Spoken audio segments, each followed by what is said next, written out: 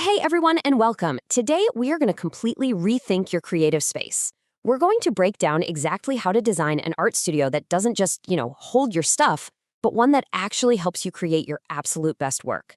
But first, let me ask you something. Does your workspace ever feel like it's fighting you?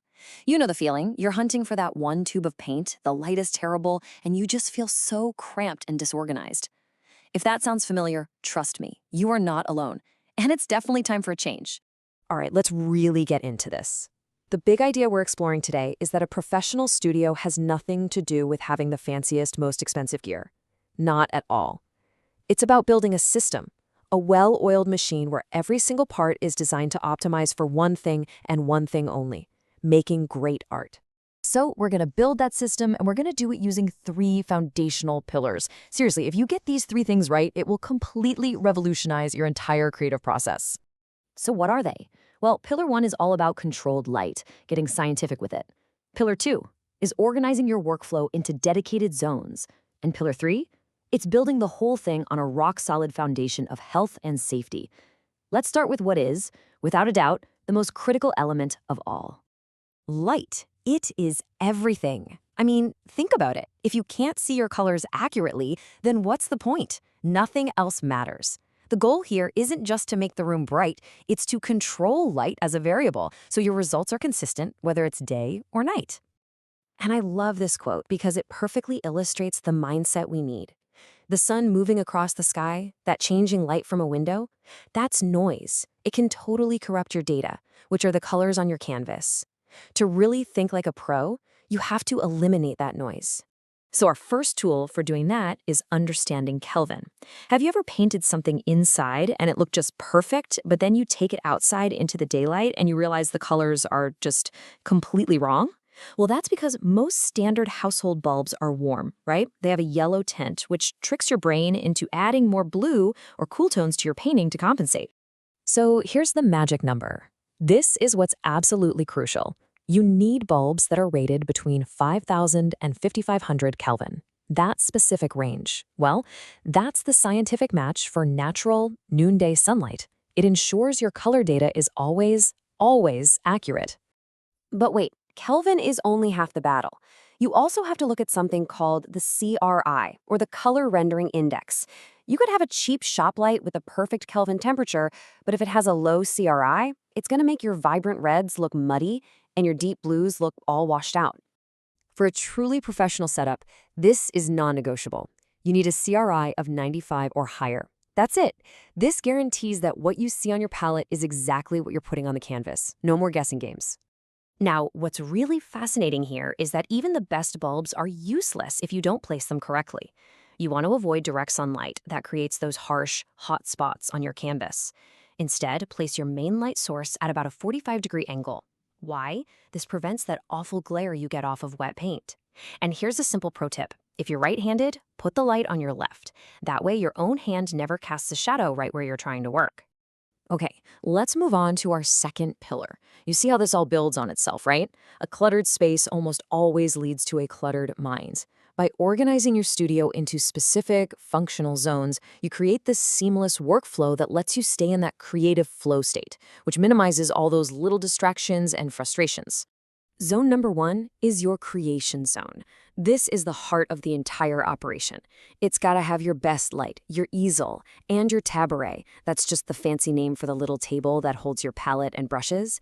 And what's really crucial here is you need enough space to step back, like 6 to 10 feet, so you can actually see your whole composition from a distance. Next up is the material zone. I want you to think of this as your personal supply warehouse. The key here is to reduce all that visual noise. You can't have tubes of paint and jars and bottles scattered everywhere. Use clear, labeled bins on open shelves. I'm telling you, you'll be absolutely amazed how much calmer and more focused you feel when you can find exactly what you need instantly. The cleanup zone is so essential for maintaining order. This is where your trash goes, your solvent jars, your dirty brushes. And here's a great little concept, the return element. It's basically just a designated tray where dirty tools go immediately. This simple habit keeps your creation zone totally pristine and ready for work at all times. And finally, the artwork zone. This is so important. Wet paintings need a safe place to dry, somewhere they won't get dust on them or get accidentally bumped. A vertical drying rack is perfect for this. And for your finished works, especially on paper, flat files are the professional standard to prevent any kind of damage. This zone is all about protecting the fruits of your labor. All right, let's move on to our final and honestly most important pillar: safety. It isn't a chore.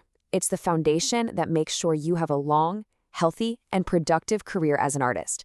This is about protecting your single most valuable tool: you. So we need to have systems for a few key things: proper ventilation to handle chemical fumes, good ergonomics to protect your body from all that standing and strain, and chemical safety to protect your skin.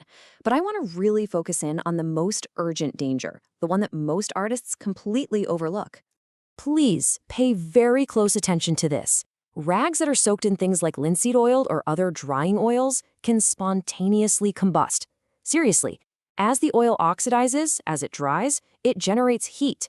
And if those rags are wadded up in a trash can, that heat can build and build until they just ignite all on their own. No spark, no flame nearby. This is a very real and very serious fire hazard. So here's the crucial point. You must use one of these 3 safe methods, no exceptions. 1, lay the rags out completely flat on a non-flammable surface like a concrete floor until they're totally dry and stiff. 2, keep them in a special UL-approved metal safety can with a lid. Or 3, just submerge them completely in a bucket of water.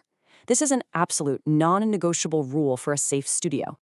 Okay, so let's wrap all this up by thinking of your studio not just as a place, but as a complete system. You build this incredibly powerful foundation for your entire creative practice. So, here are your key takeaways. Number 1, control your light like a scientist. Get the right bulbs and manage the placement.